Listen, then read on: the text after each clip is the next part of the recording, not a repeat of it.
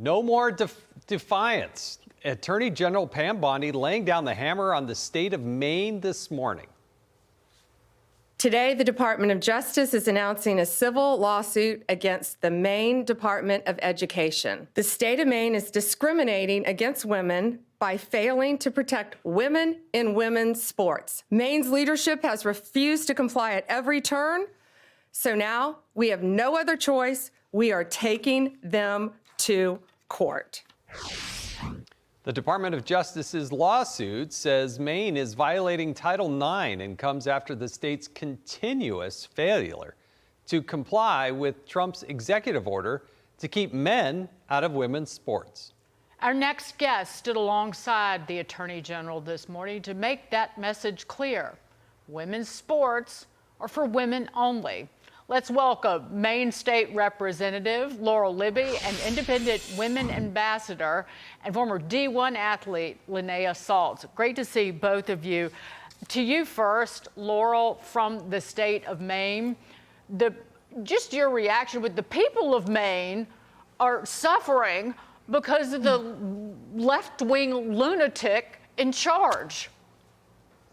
Governor Mills and the Democrat majority absolutely do not represent the views of the majority of Maine people who do not agree with their ongoing feud with biological reality. So we're pleased to see the administration taking action to correct this and ensure that Maine girls have a fair, safe, and level playing field. But it is unfortunate that it has had to come to such drastic action and that we couldn't resolve it in our own state. Linnea, you played Division I sports. What's your reaction to what's going on, and why aren't more people in Maine standing up for women and protecting women's sports? I think that this is a step in the right direction. This administration is standing up to the promises that they made in this election cycle, saying that they were no longer going to allow men to participate and misplace women in women's sports. I think that you're slowly going to start see a lot more women and girls come to the forefront, and also their parents that are afraid of them getting injured, that cannot believe that there are people that do not want to protect their daughters across the state of Maine. And this Representative Laurel Libby is the first in the forefront of this issue, but she is not going to be the last that comes out and stands out against this issue.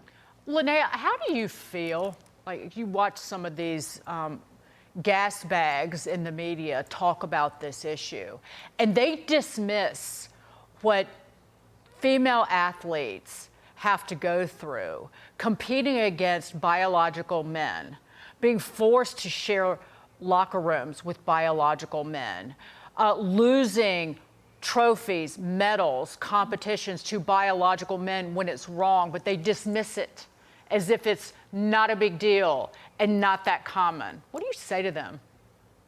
I think that the only word that I could use to describe it is betrayal. Women have fought for fairness across the board, but fairness in women's sports is only as old as Title IX, which just celebrated its 50-year anniversary 2 years ago. This is something that we've been fighting for so long, and to think that just 50 years of fairness is now going to be stripped away because, as you said, the lunacy of the Democratic Party thinking that there is no biological advantage to being a male. You see the safety, you see that it's a public safety issue, and we saw AG Bondi say it perfectly this morning. People try to say that, oh, it's only one or two athletes, but it's a trickle-down effect. It's a snowball effect, if you will. Those 1 to 2 athletes affect every single one of the women and girls participating in sports across the state of Maine and across the country. You're not just seeing this in Maine.